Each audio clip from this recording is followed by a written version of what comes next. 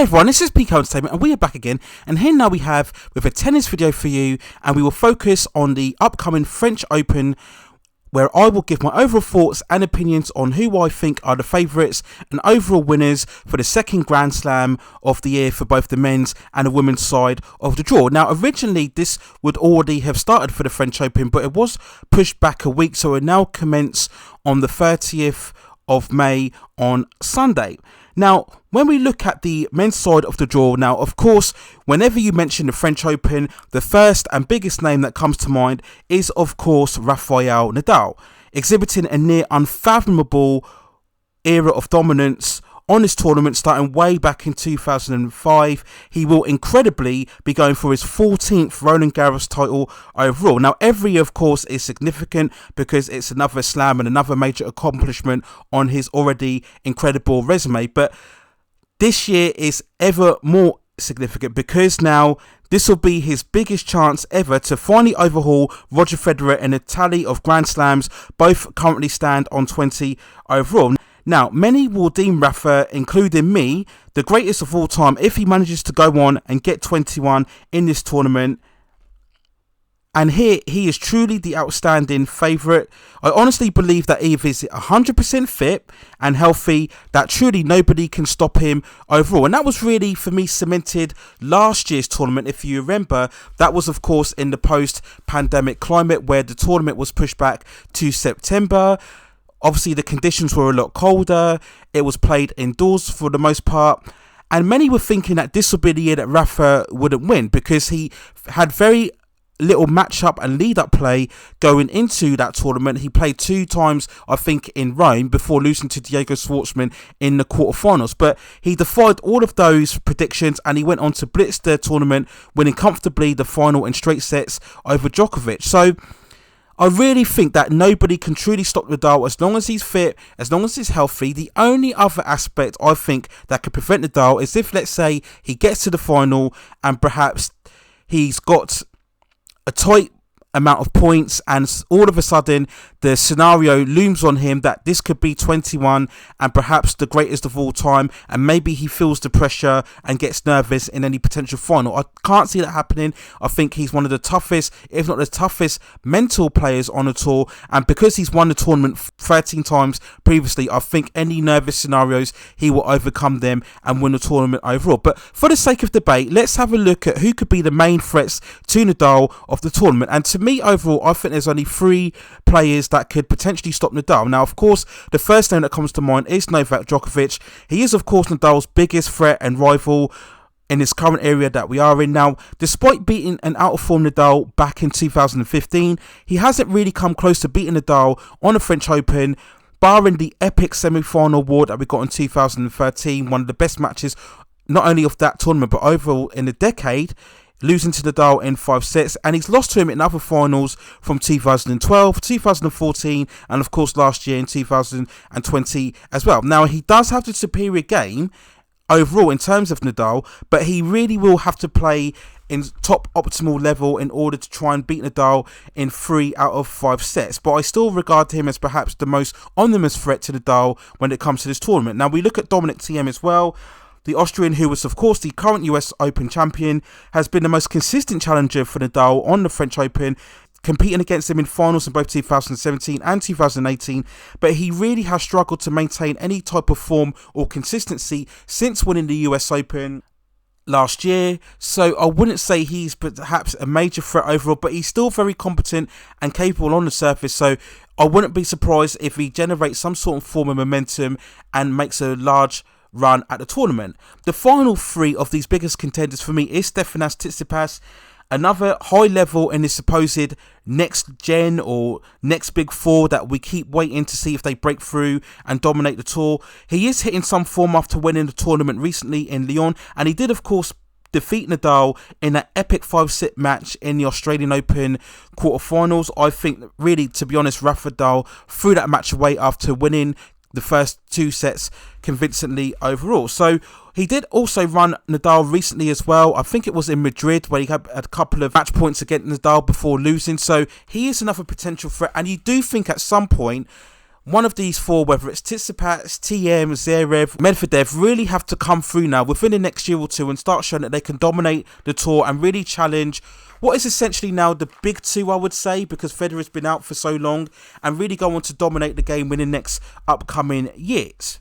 But does Tsitsipas really have enough to pull through and really cement it where it matters most? Because remember, this will be his really first major final overall, so does he have what it takes to really pull through? I'm not so sure, but we will wait and see overall. Now, the most interesting aspect of this tournament is that the big three, Rafa, Roger and Novak, are all in the same half of the draw, which is extremely well. We all know throughout these events, the organisers will always try to keep the big names on the opposite sides of the draw so they can meet in any potential semi-finals or finals. But we really have the established big three in the top half, and we have the younger lineup within the bottom half, Tsitsipas, TM and Zverev. So it'll be interesting to see which one of those group of players, particularly in the younger half, will actually emerge and show up in the final. It is a possibility that none of them make the final. If I had a betting man, I would say Tsitsipas will make the final. We could get an epic semi-final between Tsitsipas and TM. That could be one of the matches of the tournament. The other interesting story is Roger Federer. Now, I think we were a bit surprised because normally he avoids the clay court season. He did play in 2019, but he has avoided it in his later years, of course, to primarily focus on the grass. We know he's been out for a long time after that knee injury he suffered overall. So I think he's just in this just to get a couple of matches under his belt before really going ahead with the grass court season. I think deep down he knows he can't realistically win. I think he actually admitted that in a recent interview, that he doesn't see himself as a major contender. So I'm not surprised here. If he wins a couple of matches and then maybe goes out in the third or fourth round, he won't be disillusioned by that at all. He'll just get some matches under his belt. Could we get an interesting quarterfinal between him and Djokovic? That'll be very interesting to see. And how much will Federer go all out and trying to stop Novak? You'd like to think actually that on the clay court, it could actually be his best chance against Novak due to the slower conditions, and maybe perhaps he can mix it up much more with a lot more drop shots and tactical play to try and outmaneuver Novak overall. So that could be a very interesting showdown if we do get a quarterfinal between him and Novak. When we look at Rafa's, I don't really see any issues until perhaps maybe Andrei Rublev in the quarterfinal. If you remember, Rublev did beat Nadal in the Monte Carlo quarterfinal as well. But obviously that was a 2 out of 3 set match. And obviously it's a whole different ball game when playing Nadal in a 3 out of 5 set match. But apart from Rublev, I don't really see any other issues in Rafa's half of the draw. So when we look at that side of it, I'm really looking forward to a semi-final between Nadal and Djokovic, which could be absolutely immense and epic. I expect Djokovic to go all out and really go to war with Nadal and trying to stop him. I think this could be a 5-set epic match, matching perhaps the quality of that 2013 semi-final that I mentioned before. But overall, I'm predicting, if that scenario does arise, 5-set win for Rafael Nadal. And then when we go to the final, I'm predicting a Nadal-Tsitsipas final, for which Rafa, I think, will overcome him in 4 very closely contested sets. And then I will think then that will give him the 21 Grand Slams, the 14th Roland Garros title overall. And for many, and for me included, that will, for me, deem him the greatest tennis player of all time. Now, when we go on the women's draw, I have to be honest with you, it really is anyone's game at this point. The women's tour really has been largely inconsistent, minus Naomi Osaka. Of course, we've had all of these random winners of slams lately, but they haven't really gone on to really dominate the sport and give us really that next consistent run of elite group of champions, minus Naomi Osaka, of course. Now, Ashley Barty is the current number 1, and she has the likes of Coco Gauff in her side of the draw, as well as US Open finalist Jennifer Brady and defending champion Iga Swiatek as well. So anything could happen here. You know, none of these players really have a consistent run of form, so who you can say one will definitely defeat the other. But it will be interesting to see if Barty does play Swiatek in any potential quarter or semi-final. I believe that could be one of the matches of the tournament. We now look at the bottom half of the draw, and we see that, of course, that Naomi Osaka is there. I've talked to her about Osaka many times that she really could go on now to be the potential next big superstar of the sport, and particularly the women's half of the draw. But I wouldn't make her any real favourite in the French Open. She really relies much more on the faster services, so she could get a really quick serve and movement going and strike the ball really hard and fast. So I don't really think she's going to make much of an impact. We never know, she could pull it off. She's still very young, in her prime, and of course she's going to be super confident after winning the last two slams, being the US Open last year and the Australian Open this year overall. So it wouldn't completely shock me if we see Osaka winning, but I would be very surprised. Now, of course, in any Grand Slam tournament in the women's side, we always talk about the legendary Serena Williams. She has already won this tournament 3 times overall. Can she in any capacity make a large impact within this tournament?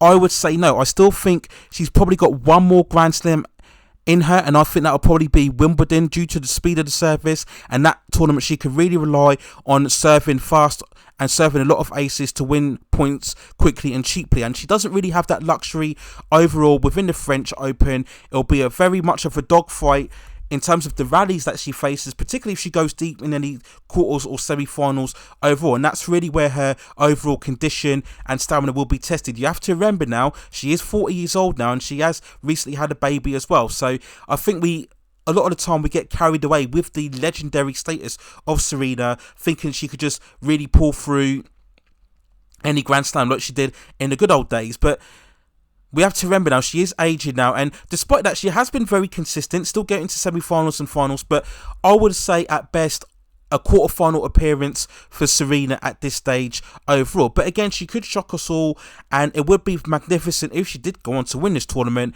and equal the slam record of Margaret Court at 24, even though I deem Serena the greatest anyway, even if she doesn't get to 24 overall.